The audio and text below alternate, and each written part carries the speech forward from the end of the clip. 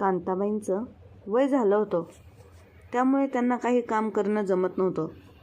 तरी त्यांना जमेल तेवढं काम करून सुनबाईला करू लागत होत्या. दीपा सासूबाईंचा खूप राग करायची. तिला सासूबाई त्यांच्यासोबत राहायला नको होत्या, त्यामुळे ती सासूबाईंना खूप त्रास द्यायची. एक दिवस कांताबाई सुनबाईंना म्हणाल्या, दीपा, मला खूप भूक लागली आहे, जेवायला देतेस का? तेव्हा सुनबाईंनी कांताबाईंना शिळं जेवण जेवायला दिलं. तेव्हा त्या सुनबाईला विचारतात की, सुनबाई, हे जेवण शिळं आहे का? कधीच मला हे जेवण दिलं आहे. याच्या वासाने मला कसं तरी होत आहे. कांताबाई घाबरत घाबरत त्यांच्या सुनेला दीपाला म्हणाल्या. तेव्हा त्यांची सून रागाने म्हणाली की, जे दिले आहे ते गप्प खा, नाहीतर हे सुद्धा जेवण भेटणार नाही. जर तुम्हाला खायचं नसेल तर खाऊ नका, तशाच उपाशी झोपा. आज आम्ही ह्यांच्या एका मित्राच्या घरी चाललो आहे, त्यामुळे आम्ही त्यांच्याकडून जेवण करून येणार आहे आणि फ्रीजमध्ये हेच जेवण होतं आणि ते तुम्हाला मी दिलं आहे. आता तुम्ही जास्त बडबड करू नका, माझ्या जायच्या वेळेस माझा मूड खराब करू नका, नाहीतर मी तुम्हाला उपाशी ठेवेन. दीपा आपल्या सासूला एवढा दम देऊन बोलत होती की बिचाऱ्या कांताबाई घाबरल्या आणि शांत बसल्या. त्यानंतर कांताबाई तेथून उठल्या, पाणी पिल्या आणि शिळं जेवण उचललं आणि घराच्या बाहेर नेऊन फेकलं. तिथे गेल्यानंतर त्यांच्या डोळ्यातून अश्रू आले. त्या घराच्या पाठीमागच्या बाजूला बसल्या आणि विचार करत होत्या की मला पण काय झालं आहे काय माहीत, या वयात मला सारखी भूक लागत आहे. पाहिलं तर मी किती उपवास करत होती तेव्हा भूक लागत नव्हती, कारण त्यावेळेस माझं शरीर मजबूत होतं.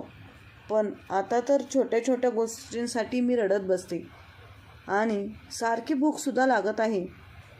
हे म्हातारपण कसलं दिवस दाखवणार आहे देव जाणे.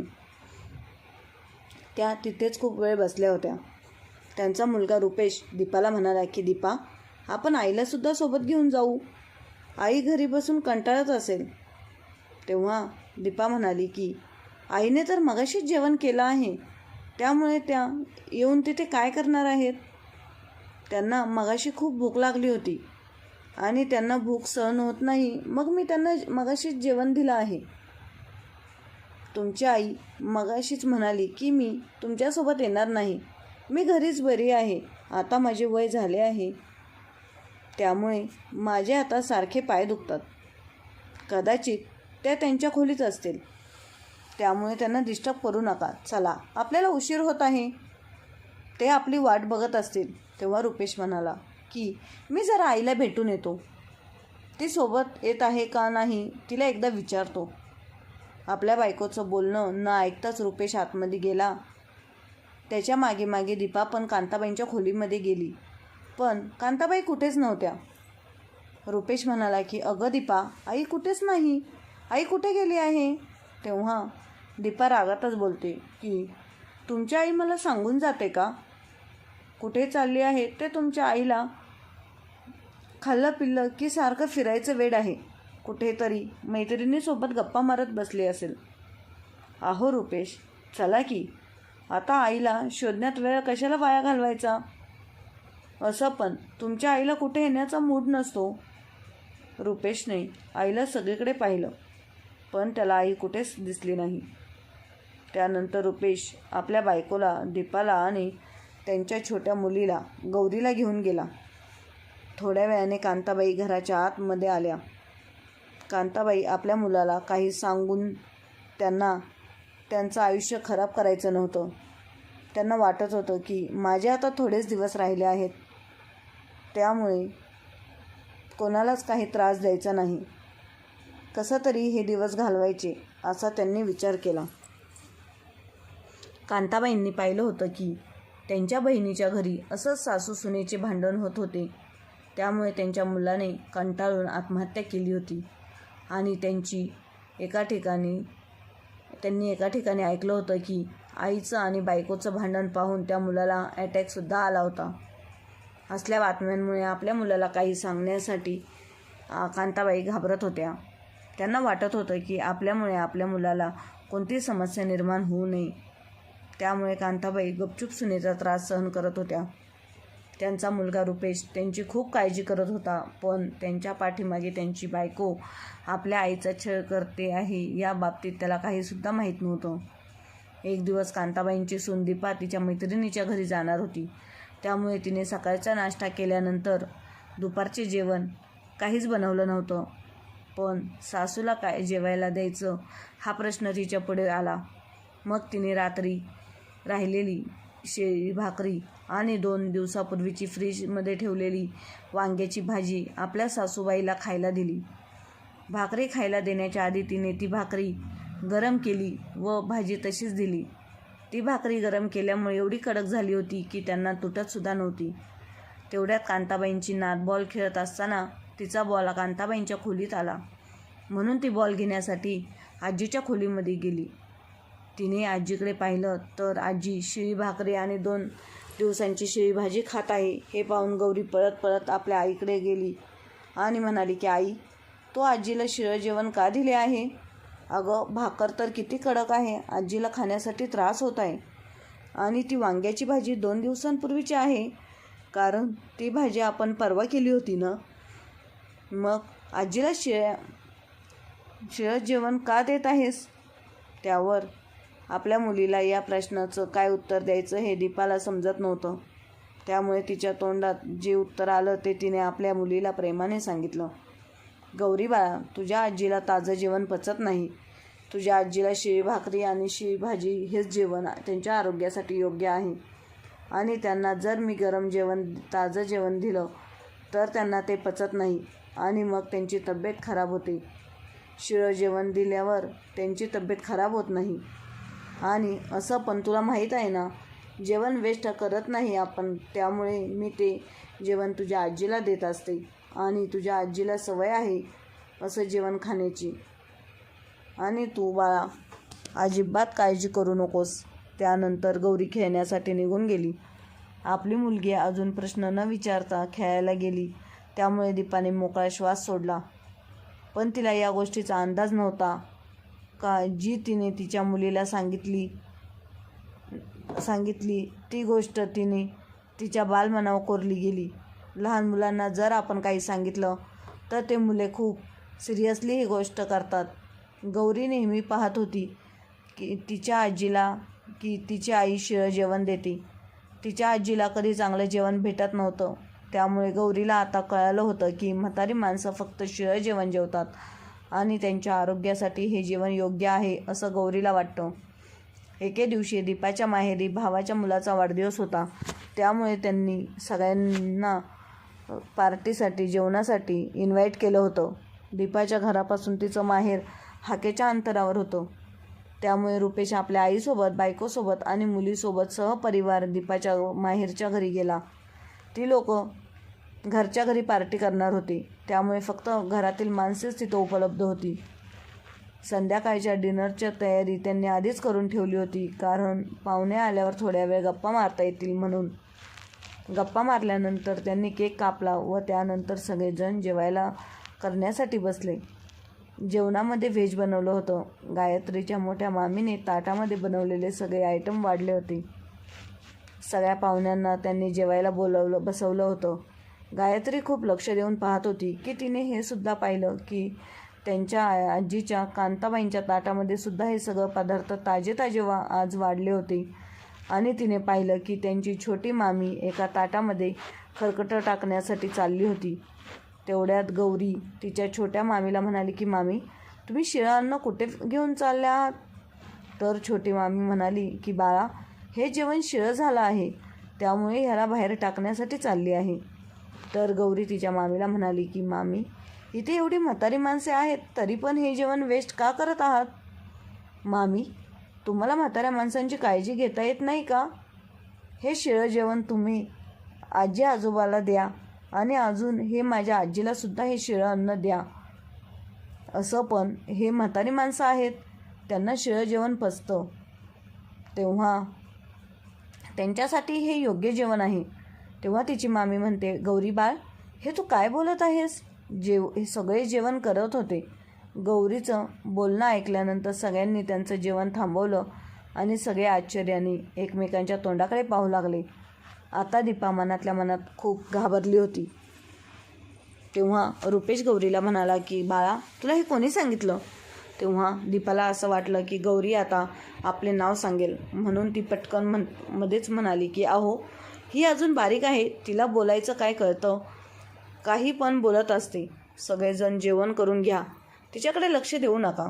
पण तेवढ्यात गौरी म्हणते की आई, मी काही बोलत नाही, जे तू मला सांगितलं होतं तेच मी सांगत आहे.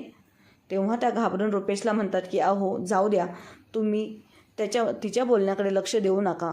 तेव्हा गौरी म्हणते की आई, तुला वाटत असेल की तू जे सांगितलं ते मी विसरले आहे, पण तसं नाही, माझ्या अजून पण लक्षात आहे. पण आई, तू मला जे पण शिकवले ते मी लक्षात ठेवते, कारण मी खूप हुशार आहे.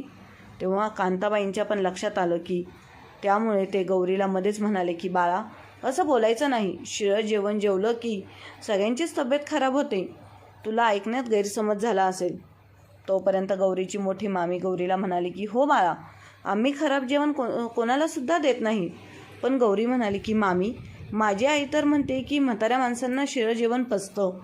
ती म्हणते की म्हाताऱ्या माणसाने जर ताजं आणि गरम गरम जेवण खाल्लं तर त्यांची तब्येत खराब होते, आणि ताजे जेवण तर फक्त आपल्यासाठीच असतं. त्यामुळे आई नेहमी आजीला नेहमी शिळं जेवण देते. हो की नाही ग आई, मी खरं बोलत आहे ना?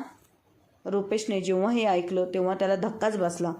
दीपा पण आता कोणाच्या डोळ्यात डोळे घालून पाहू शकत नव्हती. तिने आपली मान खाली घातली. सगळ्यांना गौरीला काय सांगायचं होतं आणि काय बोलायचं होतं हे सगळं कळलं.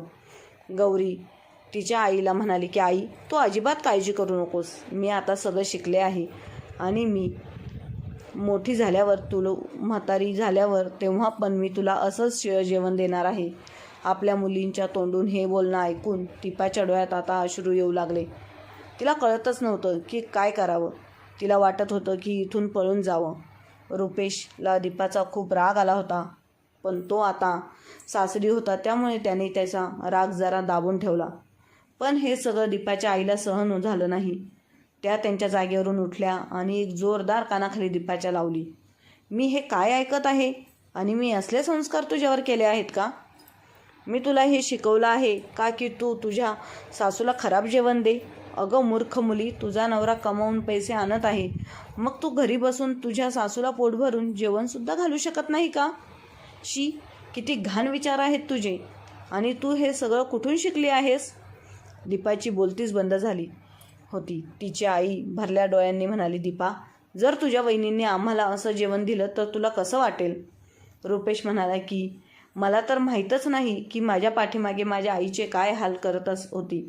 मी तुझ्यावर खूप विश्वास टाकला होता की तू माझ्या आईची चांगली काळजी घेत आहे, पण तू माझा हाच विश्वासघात केला आहे. दीपा रडायला लागली आणि म्हणाली की मला माफ करा, माझ्याकडून खूप मोठी चूक झाली आहे. जेव्हा मला स्वयंपाक बनवायचा कंटाळा येत होता तेव्हा मी सासूबाईला शिळं जेवण देत होती, आणि हळूहळू मला हीच सवय लागली. मला वाटत होतं की शिळं जेवण वेस्ट होण्यापेक्षा ते जेवण सासूबाई खातील. गौरी जेव्हा म्हणाली की तुला सुद्धा म्हातारी झाल्यावर मी असं जेवण देणार आहे, तेव्हा मला माझी चूक कळली की मी हे खूप चुकीचं करत होती. मी विचार केला नव्हता की असं केल्यामुळे गौरीवर वाईट संस्कार घडत आहेत. मी ह्याच्यासाठी जेवढी पण माफी मागू तेवढी कमी आहे, पण माझी माफी मागितल्याशिवाय दुसरं काही करू शकत नाही. बोलता बोलता दीपा मोठ्याने रडू लागली. घरामध्ये सगळ्यांचा मूड खराब झाला होता. त्यांना कोणालाच कल्पना नव्हती की आपल्याच परिवारामध्ये आपल्यामध्ये असणारा एक व्यक्ती म्हाताऱ्या माणसांसोबत एवढी वाईट वागणूक करत असेल. गौरीला काही समजत नव्हतं की मी असं काय म्हणाले, त्यामुळे सगळे माझ्या आईला ओरडत आहेत, आणि आजीने तिला एक कानाखाली सुद्धा मारली आहे, आणि ती रडत पण आहे. गौरी त्यामुळे ती पण रडू लागली.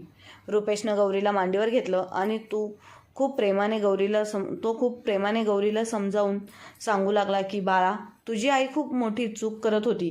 म्हाताऱ्या माणसांना असलं शिळं जेवण द्यायचं नसतं. तुझ्या आईला कदाचित हे माहीत नसावं, त्यामुळे तुझ्या आईकडून एवढी मोठी चूक झाली. आजपासून तुझी आई सगळ्यांना ताजे आणि गरम गरम जेवण देईल. हो का नाही ग दीपा? हे ऐकल्यानंतर दीपाने पटकन आपले डोळे पुसले आणि हसत म्हणाली, बाळा, माझ्याकडून चूक झाली. मी तुझ्या आजीला शिळं जेवण देत होती आणि हे चुकीचं होतं. उलट तुझ्या आजीला ताजं आणि पौष्टिक अन्न द्यायला पाहिजे. यानंतर तू बघ, मी तुझ्या आजीला ताजं जेवण आणि पौष्टिक आहार देणार आहे. एवढं बोलल्यानंतर दीपा शांत बसली आणि आपली आई शांत बसली म्हणून गौरी पण जरा हसायला लागली. त्यानंतर गौरीच्या छोट्या मामीने गौरीला आतमध्ये नेले. त्यानंतर दीपाच्या आईवडिलांनी रुपेशच्या पुढे हात जोडले. जावई बापू, आम्हाला माफ करा. आम्ही आमच्या मुलीला चांगले संस्कार देऊ शकलो नाही. दीपाने जे पण केलं त्यासाठी आम्हीसुद्धा तुमची माफी मागत आहोत. कांताबाई मध्येच म्हणाली की अहो, तुम्ही दोघे मोठे असूनसुद्धा माझ्या मुलापुढे माफी का मागत आहात? दीपाने जे केलं ते केलं. आता त्यामुळे आपण रडत बसायचं नाही. जे झालं ते तिथल्या तिथे सोडून द्यायचं. त्यानंतर कांताबाई रुपेशकडे पाहत म्हणाले की हे बघ रुपेश, या कारणामुळे तुम्ही दोघं यापुढे तुमचं नातं खराब करून घेऊ नका. रुपेश आपल्या आईकडे पाहू लागला आणि त्याचे डोळे भरून आले आणि तो म्हणाला की आई, मला हे विसरण्यासाठी वेळ लागेल आणि हे सगळं दीपाच्या हातामध्ये आहे. यानंतर तुझ्यासोबत जेवढी चांगली वागेल तेवढा माझ्या मनातील हिच्याबाबत असलेला राग कमी होईल. आता आपण घरी जाऊ. मला आता काहीच खायचं प्यायचं नाही. गौरीची मोठी मामी म्हणाली की जर तुम्ही असंच न खाता गेलात तर ते मला आवडणार नाही. तुम्ही काहीतरी खाऊनच जावा. गौरीच्या मामीच्या आग्रहाखातीर सगळ्यांनी थोडं थोडं जेवण केलं. दीपाने विचार केला की यापुढे ती तिच्या सासूसोबत खूप चांगली वागणार आहे आणि त्यानंतरच दीपा आपल्या नवऱ्याच्या मनामध्ये जागा निर्माण करणार आहे आणि त्यामुळे जे पाप करत होती ते सुद्धा तिचं कमी होणार होतं. तर मित्रांनो, ही कथा तुम्हाला कशी वाटली ते कमेंट बॉक्समध्ये नक्की सांगा. आवडली असेल तर शेअर, सबस्क्राईब नक्की करा. धन्यवाद.